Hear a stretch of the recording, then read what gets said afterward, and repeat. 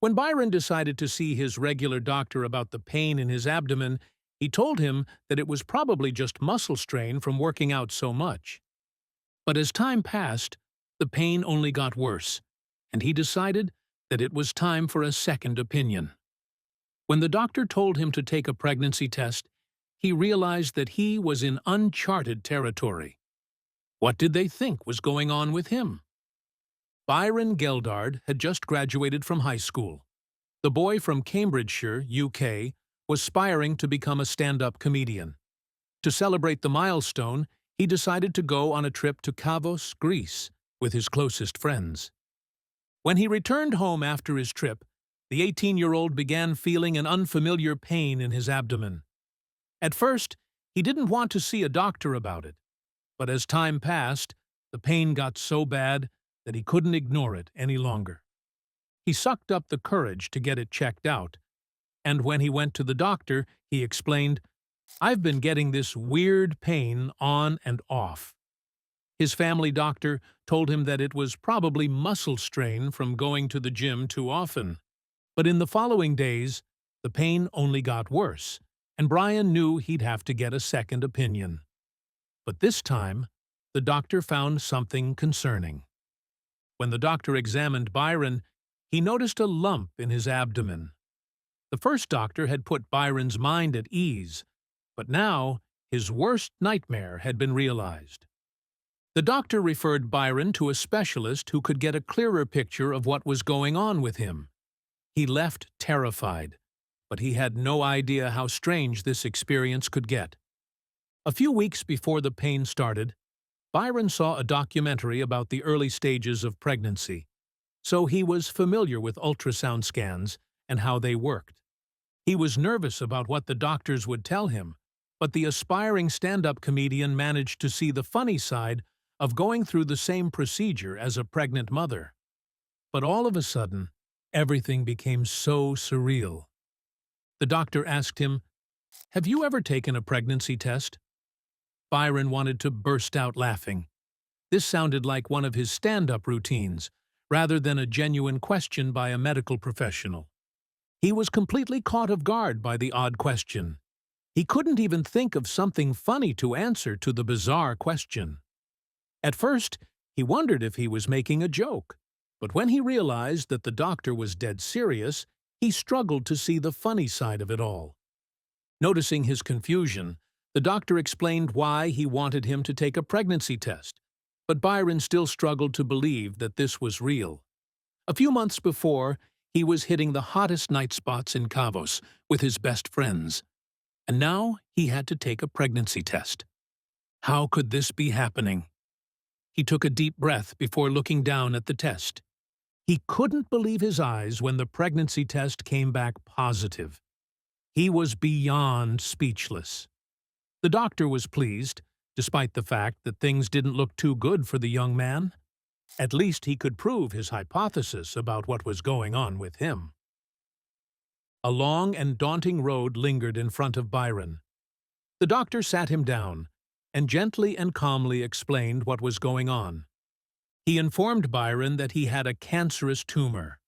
In the past, medical professionals couldn't work out the origin of the disease, but the pregnancy test proved pivotal in their diagnosis. They could tell that cancer had spread to Byron's lungs, but until he agreed to take the test, they didn't have the full picture. Understandably, this was hard for Byron to hear. The pregnancy test revealed that Byron had stage 4 testicular cancer. The doctors were unsure of what type of cancer Byron was suffering from until the pregnancy test came back positive. Speaking about it, Byron said, "I could have had 4 or 5 different types." The medical professional from the Cambridge Teenage Cancer Trust's unorthodox method quickly detected it. But why does this method work? The reason is quite fascinating.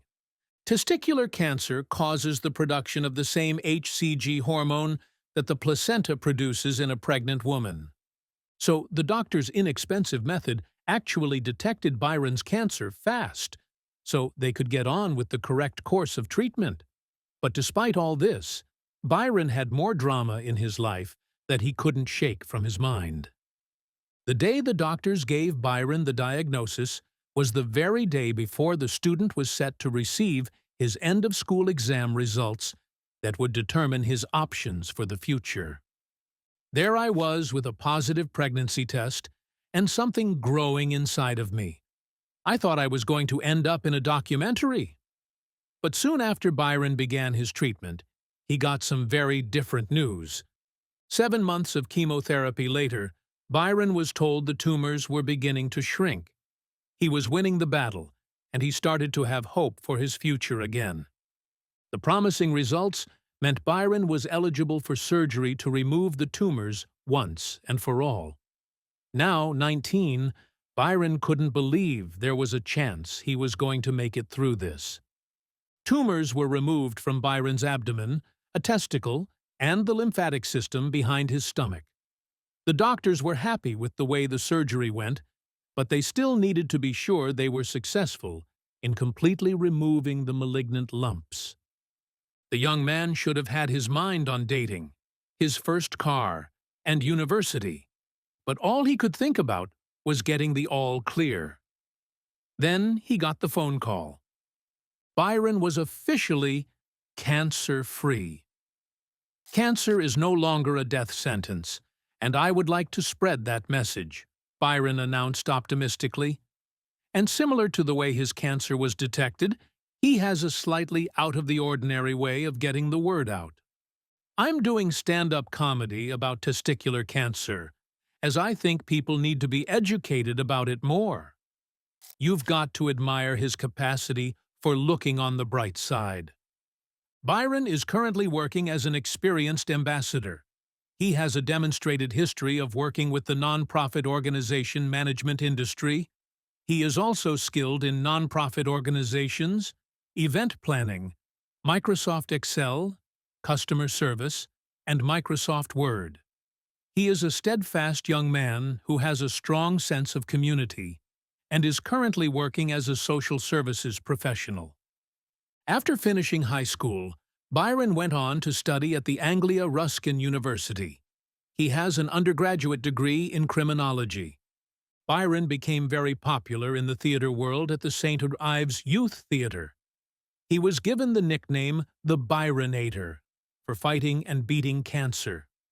2 young lads heading up the youth activities at the St. Ives Youth Theater started a popular YouTube show. It's called Burke and Botley, and one of their guests were Byron. They wanted to catch up with him after his struggle with cancer.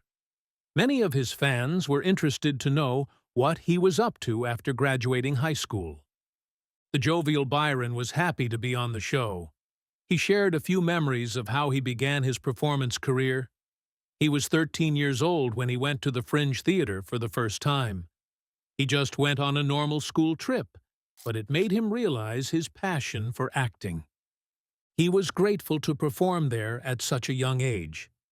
His favorite production was The Lord of the Flies. It's about a group of boys stranded on an island. They have to learn how to cope with survival and stay alive. This story resonated with his own fight against cancer and his struggle to fight the disease. He won against all odds because he had a whole life to look forward to. The brave boy also spoke about the good times he had with his friends Jonathan and Andrew on their theater trips. He mentioned one specific occasion where it was his first time going on the coach. It was also the first time he had wine. Needless to say, he got quite ill and made their trip all the more adventurous. To make the outing even funnier, they were treated by a play whose lead protagonist had Alan Partridge's style of acting.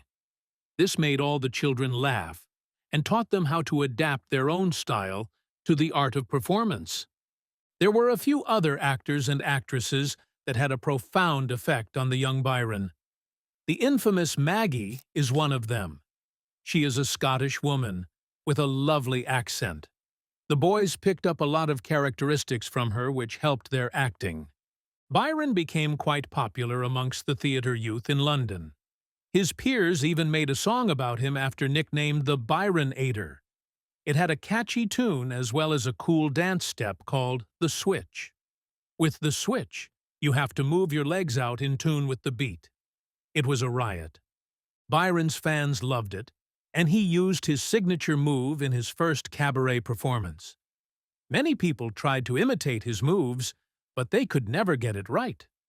Byron Geldard is currently working for a charity doing fundraising in London and does a bit of stand-up comedy. He still has a passion for performance, and many people still remember his strange story as a teenager. We are proud that he could find humor in his struggle. He learned to look at the bright side of life. Byron became famous because of the pregnancy test issued to test if she had testicular cancer. The pregnancy test came back positive. This meant that he did have an abnormally high concentration of HCG. He used to write a blog about what was going on. News agents picked it up and contacted him for interviews. After his story went mainstream, he was always all over the media and newspapers. Another great highlight for Byron was when he went to New York. He was invited to go on the show with Jeremy Kyle. He was interviewed by a celebrity reporter with none other than the famous Brad Pitt alongside him. It was a dream come true. Being backstage on the show, he got to learn a lot about behind-the-scenes production.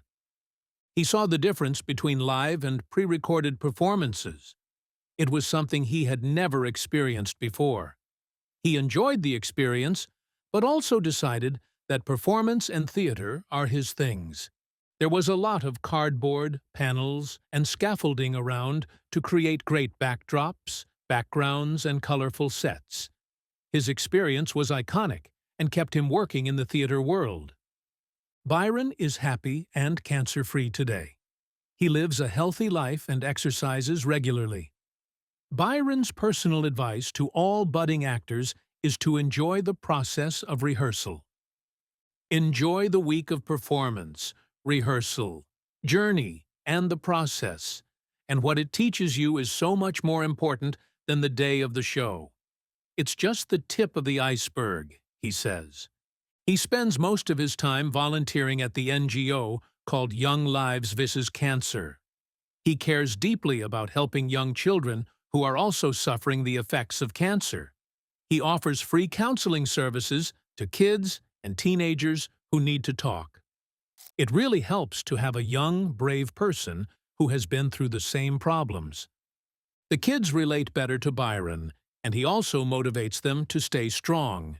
He is an example of the miracles that can happen with determination and prayer. He spoke to the children about real-life problems he had in school. He gave them advice on how to deal with bullies. One of his best tips was to adopt an animal. Pets can give you a lot of love and comfort when people can't feel what you do. With his new job, volunteering, and his stand-up comedy sketches becoming more popular, Byron is extremely busy. If you would like to check some of his work out, you can follow him on Instagram, Twitter, and LinkedIn. He also has a few comedy shows coming up in and around London. It's great to support local talent, and this young man is a force to be reckoned with.